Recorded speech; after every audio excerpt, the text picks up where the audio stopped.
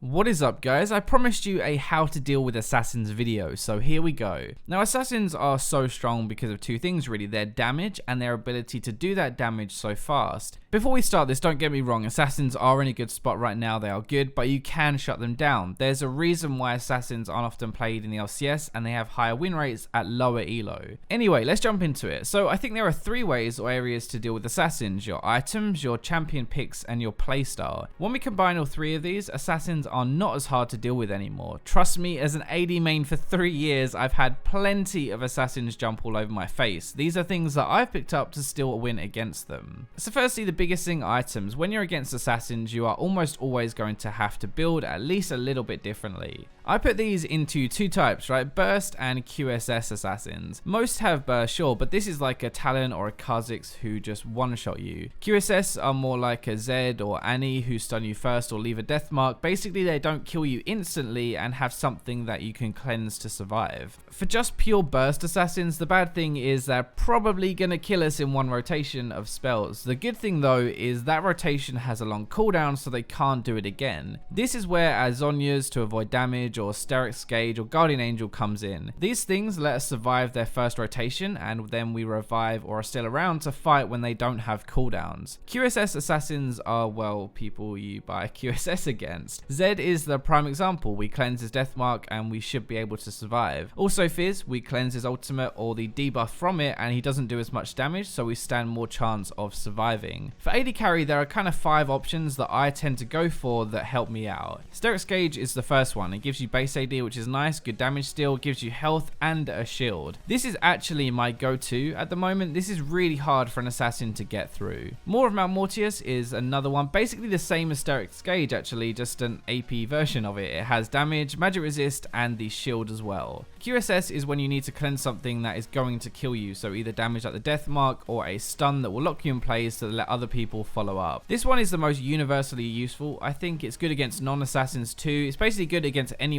who has some kind of dot or crowd control against you. Banshees is one of the final resorts. It's to block an initial high damage spell. It's kind of useless against like Talon because he has damage coming from everywhere, but it's good against someone like Annie to block her big burst ultimate. Finally, Guardian Angel. When all else fails and assassins are really fed, this should probably be your last resort. This is the thing where it can absorb all the damage, they can kill you, but you're still going to come up afterwards. For mid laners, Zhonya's is all you really need, I think. It doesn't really reduce damage hitting you, but you use it to avoid damage in the first place. It's very easy to use it against someone like Zed, for example, jumping onto you, but it's harder to use it just before like an Annie throws down her ultimate. QSS is actually not a bad pickup on mid laners either. It's just kind of situational, I guess. Finally, for junglers and top laners, you really want to focus around the idea of being tanky while still having some damage. Assassins are great 1v1, but they do struggle to get through huge amounts of armor or magic resist, as most of their early items are giving base pen, which doesn't affect your bonus from items. This is also a really big thing because assassins tend to want to split push. If you're too tanky for them to dive, then they aren't really able to get anything out of it. So those are the items you'll want to work into your build somehow, but what about the overall kind of gameplay style?